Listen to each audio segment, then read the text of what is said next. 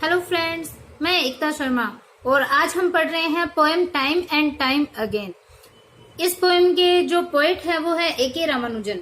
तो ए.के. रामानुजन ने time and time again poem में बताया है कि जो टाइम है, जो समय है, वो समय सबसे बलवान है। समय के अंदर, समय के दौरान, टाइम के ड्यूरिंग कुछ भी है वो हैपन हो सकता है। एक समय में जैसे कोई चीज घटित होती है तो दूसरे ही समय वो चीज है वो सही भी हो जाती है। तो टाइम एंड टाइम अगेन कि समय और पुनः समय, मतलब एक टाइम ऐसा होता है जब कोई चीज घटित हो जाती है तो दूसरे समय कोई अलग ही चीज है वो घटित हो जाती है। तो यहाँ समय के बारे में इस पोएम के अंदर बताया गया है। ए.के. रामानुजन है वो इसके पोएट हैं।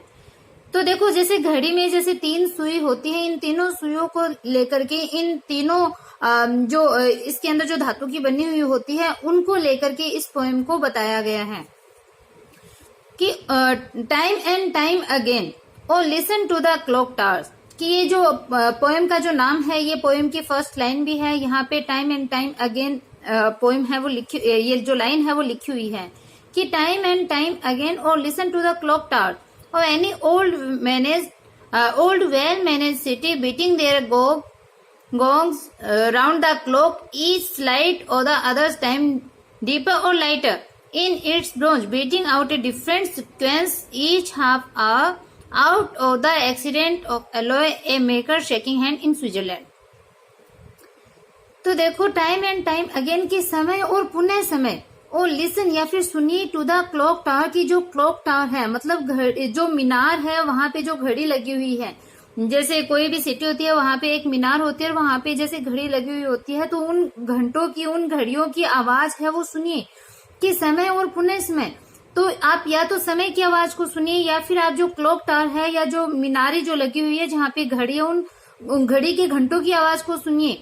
Of any old well manage city, कि प्रत्येक जो किसी भी जो प्राचीन जो मैनेज सिटी है, अच्छे तरीके से व्यवस्थित जो सिटी है, शहर है, तो उस शहर की जो क्लॉक टावर है आप उस घंटों की आवाज को सुनिए। जैसे बोलते हैं ना घंटाघर, जैसे घंटाघर अपनी सिटी के अंदर भी घंटाघर है, वहां पे जो क्लॉक लगी हुई है उसको क्लॉक टावर बोलते हैं। तो बता रहा है कि या तो आप समय की आवाज को सुनिए या फिर जो घड़ी की जो मीनारों के ऊपर जो घड़ी लगी हुई है, अच्छे तरीके से व्यवस्थित मैनेज सिटी के अंदर जो मीनारों पे जो घड़ी लगी हुई है उन घंटों की आवाज को सुनिए। बीटिंग देयर गोंग, जो कि अपने गोंग्स मतलब अपनी जो सुई है, घड़ी के अंदर जो सुई होती है, जो अपनी सुई है वो पीट रही होती है, मतलब वो सुइयां है वो अपनी आवाज करती रहती है। राउंड द क्लॉक, मतलब उस घड़ी के अंदर गोल गोल घूमते हुए अपने उन गोल्स को, अपने उन चिमटों को, गोंग मतलब होता है चिमटा, तो वो अपनी सुइयों को वो पीट रही होती है, वो चल रही होती है चारों तरफ, और वो धीरे धीरे चलते टाइम वो आवाज भी करती रहती है। Each slide of the others time, और प्रत्येक है वो जो एक जो सुई होती है वो प्रत्येक धीरे धीरे जो दूसरे का समय है वहां को उस साइड से वो चलती रहती है, उसको वो पीछे छोड़ती रहती है। जैसे घड़ी में 3 सुई होती है तो एक सुई है वो दूसरी सुई को काटती रहती है, मतलब एक जो घंटा है, एक जो टाइम बताता है वो दूसरे समय के ऊपर वो चलता रहता है। दूसरे समय के ऊपर किस प्रकार से?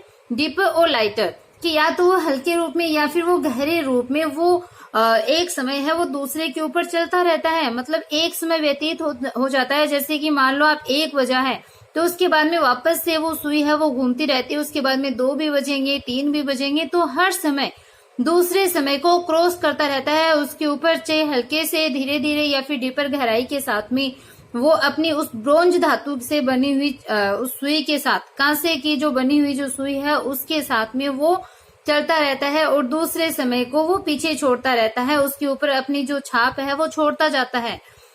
Beating out a different sequence each half और कि प्रत्येक आधे घंटे के सीक्वेंस में, प्रत्येक आधे घंटे के अंतराल के अंदर वो उसको बीट करता है। मतलब जो एक सुआ होता है उसको प्रत्येक आधे घंटे में वो एक सुई है वो उसको पकड़ लेती है, मतलब हर आधे घंटे में वो सेम जगह पे रहते हैं। तो वो बता रहे हैं कि आधे घंटे के अंतराल में, जैसे आपको पता है कि 1 मिनट की जो सुई होती है 1 घंटे की जो होती है, तो दोनों आधे घंटे के अंतराल पे, प्रत्येक आधे घंटे के अंतराल पे सेम जगह पे वो होती है। तो देखो, betting out a different sequence each half hour, कि प्रत्येक आधे घंटे के सीक्वेंस में, प्रत्येक आधे घंटे के क्रम में वो एक दूसरे को बीट करती हुई नजर आती है, मतलब वो एक साउंड क्रिएट करती है। तो जैसे ही वो आधे घंटे के अंदर जब वो एक जगह पे होती है तो वो एक साउंड सा क्रिएट करती है। Out of the accidents of alloy, कि एलॉय मतलब जो मिश्र धातु से बने हुए होते हैं, मतलब जो एक्सीडेंटली मतलब बाय चांस संयोगवश जो मिश्र धातु से बने हुए होते हैं उनके जो सुई, तो वो अपने उस मिश्र धातु के साथ बने होने के बाद में प्रत्येक आधे घंटे के अंदर वो एक साथ में एक जो साउंड है वो क्रिएट करते हैं, एक दूसरे पे एक घंटी सी बजाते हैं। तो कहने का मतलब है कि समय है वो इस प्रकार से बढ़ता जाता है, एक समय को पार करके दूसरा समय है वो कंटिन्यू आता जाता है, समय कभी भी रुकता नहीं है, वो हर एक चीज को पार करता रहता है अपनी उस धातु से बने हुए उस सुई के साथ में, अपने धातु से बने हुए उस गोंग के साथ में।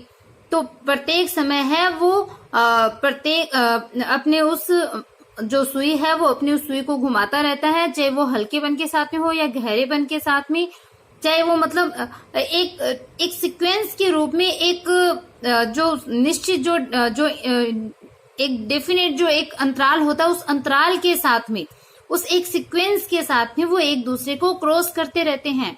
तो एक इसका टाइम होता है, जैसे 60 सेकंड में 1 मिनट होता है, तो 60 सेकंड के बाद ही वो 1 मिनट है वो क्रॉस किया जाता है। तो इसमें समय के बारे में ही बताया गया है कि किस प्रकार से समय है वो एक दूसरे को क्रॉस करते हुए प्रत्येक आधे घंटे में मिलती है वो सुई, जो अलग अलग होती है, जो कि मिश्र धातु से बनी हुई होती है। एलॉय मीन्स होता है मिश्र धातु। और तो ये बोलता है, ये रीडर्स को बोलते हैं कि आप उन समय की आवाज को सुनिए, आप उस समय के बारे में देखिए, जानिए कि किस प्रकार से समय बढ़ता रहता है किसी की भी परवाह किए बिना। तो हमें भी उसी प्रकार से आगे बढ़ते हुए रहना है। समय बहुत बलवान है, आप अपने आप को स्ट्रांग मत मानो कि मैं इतना स्ट्रांग हूं, मैं जो करता हूं वो ही सही है। समय के आगे कोई भी नहीं टिक पाता है। तो ये चीज यहाँ पे बताई गई है। A maker shaking hand in Switzerland, तो इसमें बताया कि घड़ी है वो किससे कहाँ पे बनी हुई है, कि वो स्विट्जरलैंड के अंदर जो शेकिंग हैंड है, मतलब जो हिलते हुए हाथ है, उनसे उस घड़ी का निर्माण किया गया है।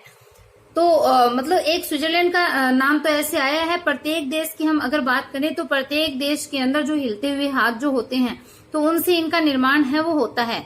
और the mutual distance commemorating a donor swim, या फिर एक जो डोनर है, जो एक दान करने वाला जो होता है, दानी है, विम मतलब होता है सनक, तो एक जो दानी होता है उसकी सनक से कमेमोरेटिंग होता है सम्मान करना।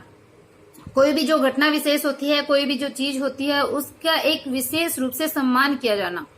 तो बताया है कि वो जो स्विट्जरलैंड के अंदर एक हिलते हुए हाथों के द्वारा उस घड़ी का निर्माण हुआ है, या फिर किसी डोनर की या फिर किसी दानी की सनक से वो आपस में एक दूसरे का सम्मान करते हैं। मतलब उस घड़ी का निर्माण किया गया है, 3 सुई अलग अलग टिकाई गई है। तो हो सकता है कि वो किसी दानी के द्वारा, मतलब जिसने भी उस घड़ी का निर्माण किया है, वो एक दूसरे का सम्मान करते हैं, एक दूसरे को काटते हैं, बट फिर वापस से वो अलग हो जाते हैं। फिर एक साथ एक टाइम आता है जब वो आपस में मिल भी जाते हैं वो घड़ी के सुई। तो वही बता रहा है कि दानी की सनक का सम्मान भी इसमें हो सकता है, कि घड़ियों की सुई के मध्य जो दूरी बनी रहती है उसके बारे में बताया कि हो सकता है वो उस सनक का ही कोई परिणाम हो, जो एक टाइम में वो सुई है वो अलग भी हो जाती है, लेकिन दूसरे ही टाइम वो मिल भी जाती है। The perennial feud and seasonal alliance of Hindu, Christian and Muslim, कि जो पेरेनियल मतलब होता है जो शाश्वतता जो होती है, इटर्निटी जो होती है, तो एवरलास्टिंग भी उसको बोल सकते हैं, मतलब जो कंटिन्यू रहने वाला शाश्वत जो चीज होती है, मतलब जो लगातार रहती है, जो इटर्नल जो चीज होती है, शाश्वत। तो पेरेनियल फ्यूड मतलब जो होते हैं झगड़े, तो जो शाश्वत झगड़े हैं, या फिर सीजनल अलायंस, सीजनल मतलब जो मौसमी, अलायंस होती है मित्रता, तो किन के बीच में, उन सुई के बीच में ही बताइए कि एक टाइम में तो वो देखो अलग अलग हो जाती है। जैसे मान लो एक घड़ी है और उसमें 3 सुई है, 1 घंटे की मानते हैं, 1 मिनट की और 1 है सेकंड की।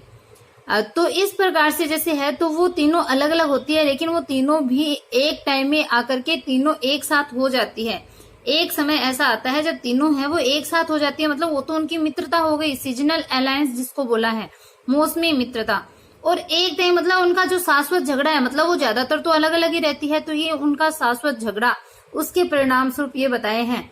तो देखो हिंदू, ईसाई और मुस्लिम के हिंदू, ईसाई और जो मुस्लिम लोग हैं, जो मोमडन्स हैं, उनके शाश्वत रूप से चले आ रहे झगड़े या फिर उनकी जो मौसमी मित्रता है उसके अनुसार घड़ी है वो समय बताती रहती है। मतलब समय ये बताती है कि किस प्रकार से हिंदू, ईसाई और जो मुस्लिम है उनका एक शाश्वत रूप से जो झगड़ा चला आ रहा है उसके बारे में भी बताती है। और जो सीजनल जो अलायंस है, जो उनकी मौसम के अनुसार होने वाली जो मित्रता है उनके बारे में भी समय है वो हमें बताता है। तो देखो समय है वो प्राचीन, आप अपने को पता है कि समय है वो तो जब से अर्थ स्टार्ट हुई है तब से समय चला आ रहा है। तो इतने समय के अंतराल के अंदर बहुत सी चीजें हैं वो घटित हुई है। जैसे झगड़े भी हुए हैं वो भी उस समय के अकॉर्डिंग हुए हैं और मित्रता भी उनके बीच में हुई है। ये नहीं कि वो झगड़ा कंटिन्यू चला आ रहा है। आज के टाइम में हिंदू, क्रिश्चियन, मुस्लिम सब है वो भाई भाई के रूप में माने जाते हैं। उनकी मित्रता है वो बनी हुई है। तो उनकी जो सीजनल जो अलायंस है वो भी उस समय के अंतराल में ही घटित होती है और उनके अंदर जो शाश्वत जो झगड़ा चला आ रहा था वो भी ये जो समय है वो हमें उसके बारे में बताता रहता है कि समय है वो सबसे ज्यादा बलवान होता है। इस समय के अंदर कुछ भी घटित हो सकता है, उनके बीच में झगड़ा भी हो सकता है और उनमें मित्रता भी हो सकती है। तो इन सब के बारे में समय है वो हमें बताता है। Cut off sometimes by a chance of wind, a change of wind, a change of mind or a siren between the pieces of a backstreet quarrel. One day you look up and see one of them eyeless, silent, a zigzag sky showing through the knocked out clockwork after a riot. तो देखो cut off sometime कि कभी कभी वो cut off मतलब अलग हो जाते हैं by a change of wind, कि कभी कभी ये जो जैसे सुई भी तो अलग होती हैं, घड़ी की सुइयां हैं वो भी अलग हो जाती हैं।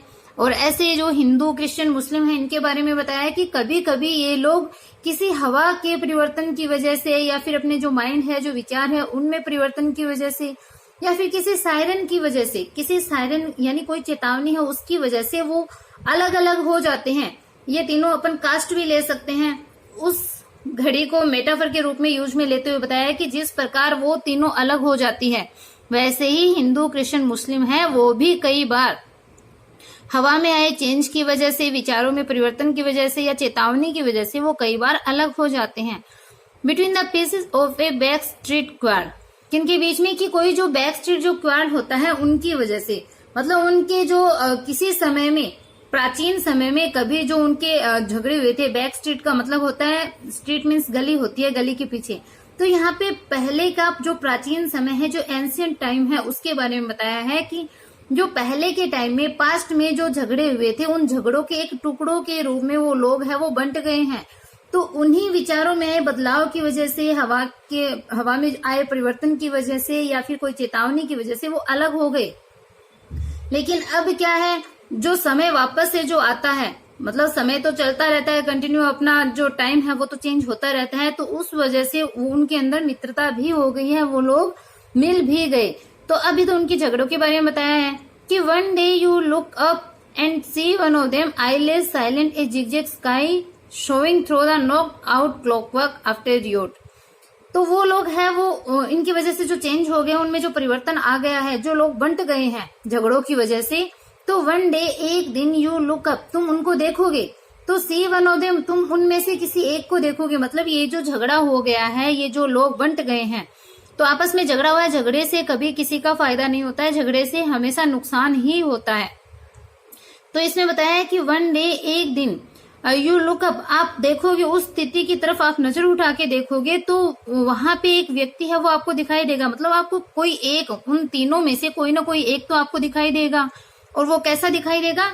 आईलेस, आंखों से रहित, साइलेंट, चुप, एक जिगजैग स्काई, कि एक जिगजैग मतलब एकदम टेढ़ा मेढ़ा, जो टूटा फूटा सा टेढ़ा मेढ़ा सा जो स्काई है वो आपको दिखेगा।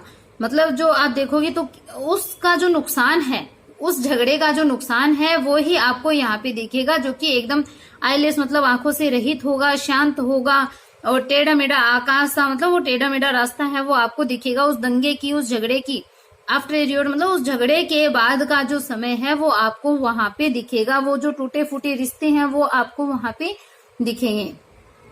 तो नॉक आउट क्लॉकवर्क का मतलब होता है जो टूटे फूटे हुए जो घड़ी के जो टुकड़े हैं, मतलब जो अपने टूटे फूटे जो रिश्ते हैं लोगों के बीच में, वो झगड़े के बाद में, दंगे के बाद में जैसे टूटे फूटे रिश्ते होते हैं ह्यूमन बीइंग के बीच में, वो आपको वहां पे दिखाई देंगे। जब उस झगड़े के बाद में आप नजर उठा करके देखोगे तो आपको कोई ऐसा व्यक्ति, कोई ऐसा दिखेगा जो आईलेस होगा, साइलेंट होगा, और वो इस पूरे जिगजैग स्काई मतलब इस पूरे वर्ल्ड के अंदर उस टेढ़े मेढ़े रास्ते के अंदर आपको दंगे के बाद का एक ऐसा सीन दिखेगा जो कि टूटे फूटे हुए रिश्तों के अंदर बटा हुआ होगा।